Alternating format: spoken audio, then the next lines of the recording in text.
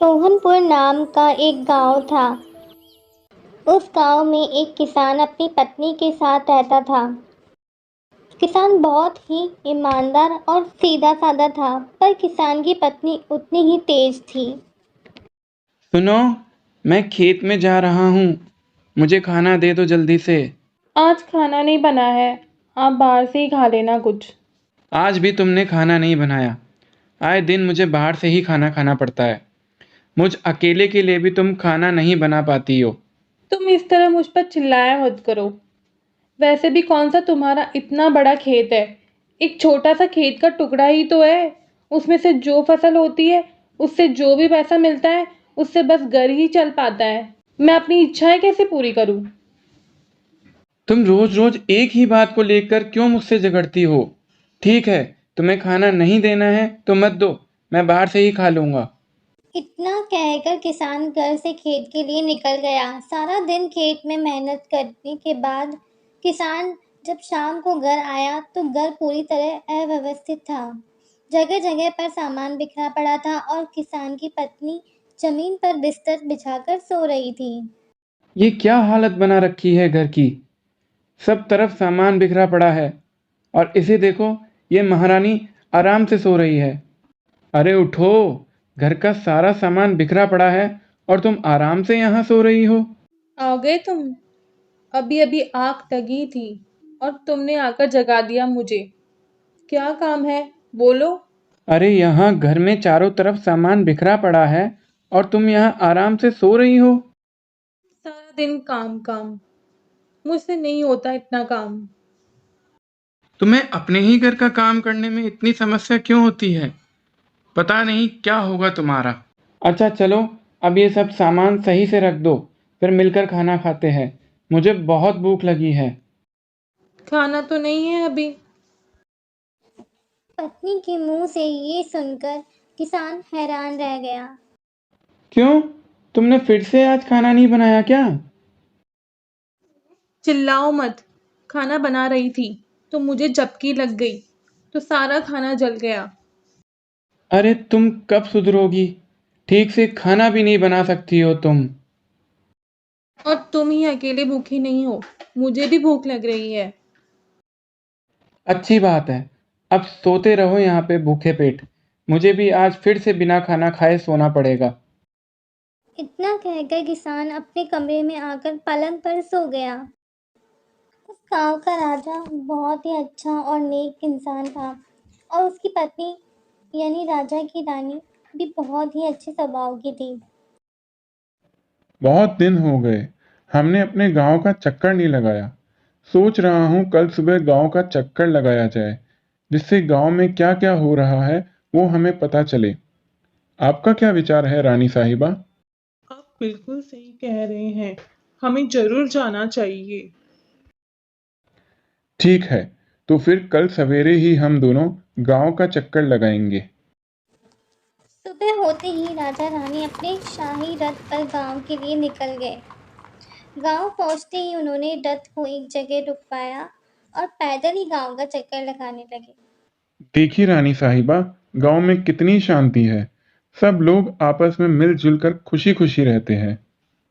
जी महाराज, जिस गांव का राजा इतना दयालु हो, उस गांव में किसी को क्या समस्या हो सकती है? राजा और रानी इसी तरह आपस में बातें करते हुए चल रहे थे।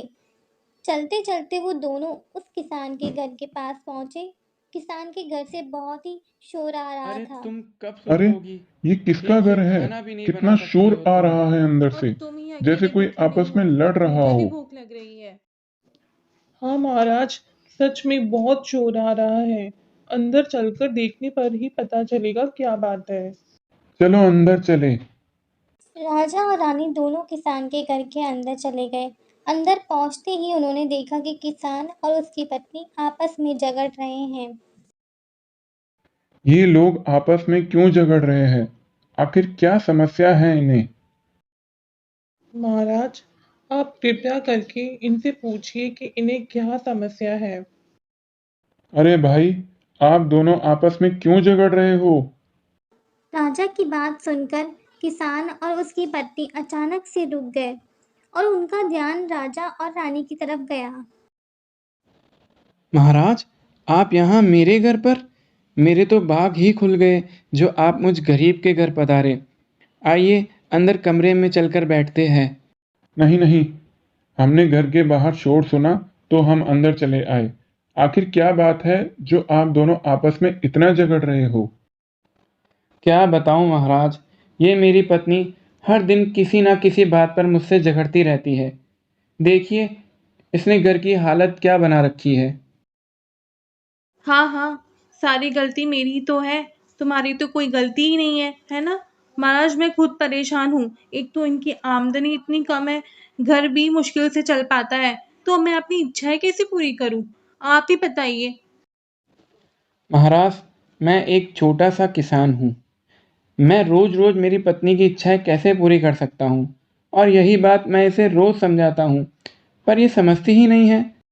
अब आप ही इस समस्या का कोई हल निकालिए महाराज।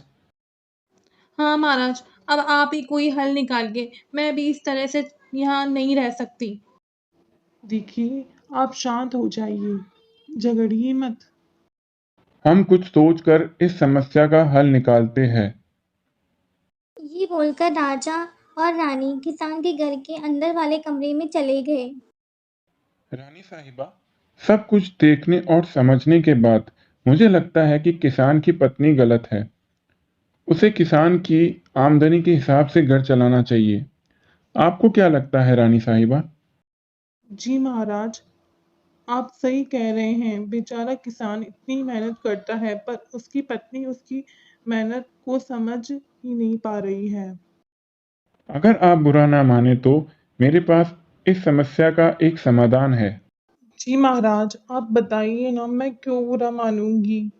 रानी ने मुस्कुराते हुए राजा से कहा।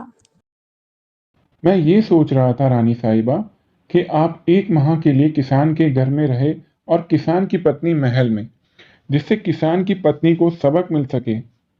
आप चाहे तो ही मैं ऐसा फैसला सुनाऊंगा, और मुझे भी आप पर पूरा भरोसा है।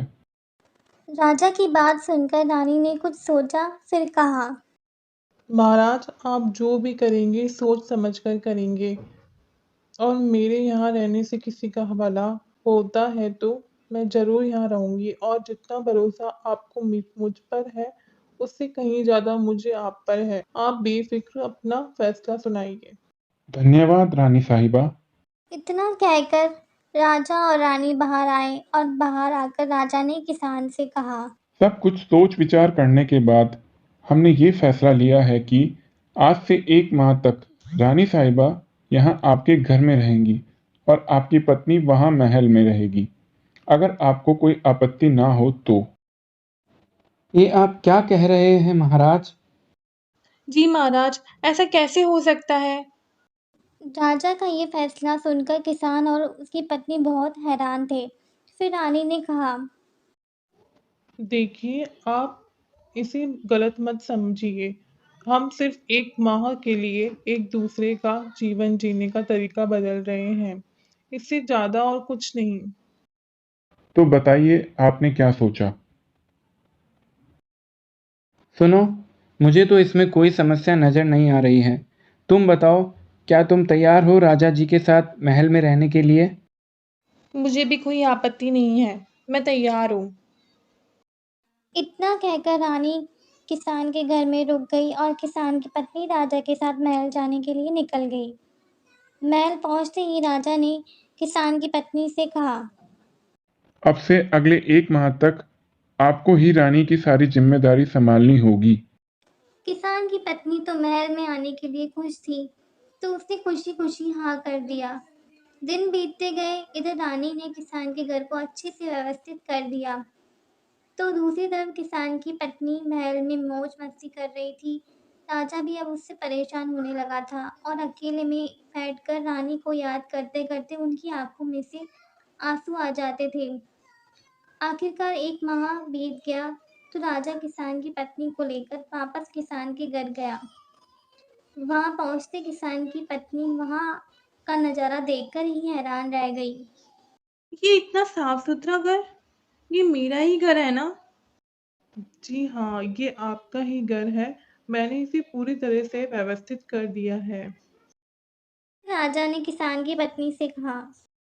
देखा आपने, रानी होते हुए भी उन्होंने 1 माह में इसी घर में रहकर घर को कितना सुंदर बना दिया, और आप वहां महल में बस मौज मस्ती ही करती रही। देखिए, घर को बनाना और बिगाड़ना दोनों पत्नी के हाथ में होता है। पत्नी को अपने पति की आमदनी के हिसाब से घर चलाना चाहिए और अब पति की मेहनत को समझ कर ही उसे अच्छे से व्यवहार करना चाहिए। मुझे माफ़ कर दीजिए। मैं बस अपनी इच्छाओं के बारे में ही सोचती रही और आपके साथ इतना बुरा व्यवहार किया। पर अब मैं ऐसा कभी नहीं करूँगी। कोई बात नहीं, तुम्हें अपनी गलती का एहसास हो गया, यही मेरे लिए बहुत है। धन्यवाद रानी साहिबा। किसान ने धन्यवाद देते हुए कहा। नहीं नहीं, धन्यवाद देने की कोई आवश्यकता नहीं है। बस अब आप दोनों ऐसे ही मिलजुल कर रहिएगा, और कभी भी कोई भी बात हो तो आपस में बैठकर सुलह कर लेना।